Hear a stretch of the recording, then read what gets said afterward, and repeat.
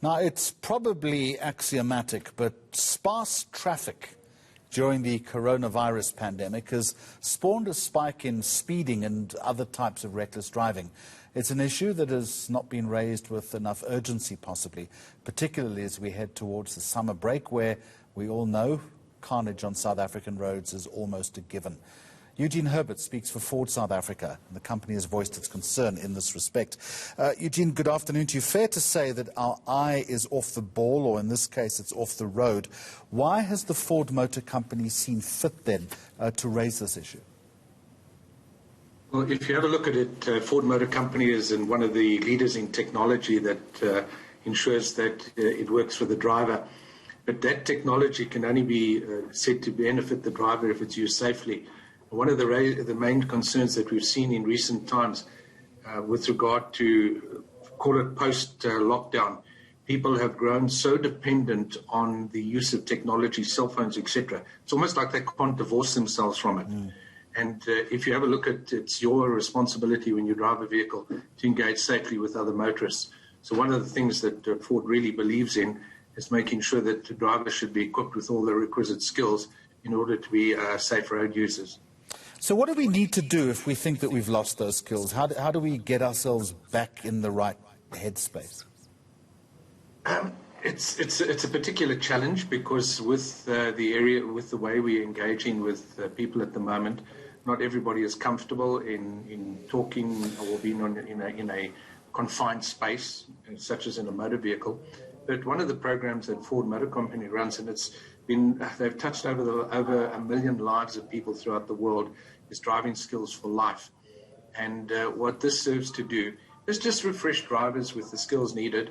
And this is certainly post K53, because in fairness, Jeremy, when a person gets their license from the test center, all it is a piece of paper that allows you to drive on the road. It doesn't mean that you're skilled. In fact, some research done in the UK several years back showed that for a driver to be skilled, they needed to have covered something like 100,000 miles, which in our terms would be 160,000 kilometers. So if the average motorist does 2,500 kilometers a month, that's going to take them roughly 5 years to get to the point where they're even reasonably experienced. So any intervention that we could bring about, and this is what Ford Motor Company does, is giving individuals some enhanced driving skills, teaching them about road safety. And certainly one of the things, and please, it's my pet hate to see people using cell phones while they're driving and disengage, sending SMSs, WhatsApps. I must just share with you, I stepped out of a webinar about half an hour ago, and one of the companies, and I won't tell you who they are, admits to 5 of their employees being caught using Zoom while they're driving. Now that's a patently unsafe practice. I'm glad, Eugene, you could get that off your chest, because it makes me just as angry. It's ridiculous that people would even admit to that. The point about the license itself, I think you're absolutely right. It's akin to that Malcolm Gladwell theory of the 10,000 hours. But the reality is generally we are bad drivers in South Africa. Given COVID-19 now, we are potentially worse because we've lost the edge, we've lost those skills. And a lot of people, of course, as I mentioned in my introduction to you, are going to be back on the roads come December. We could be in for a torrid time. Well, I can't agree with you more, Jeremy, because it's sad that people think, and one of our guests on the webinar was AA, and most people, I think 53% people think they're pretty good drivers.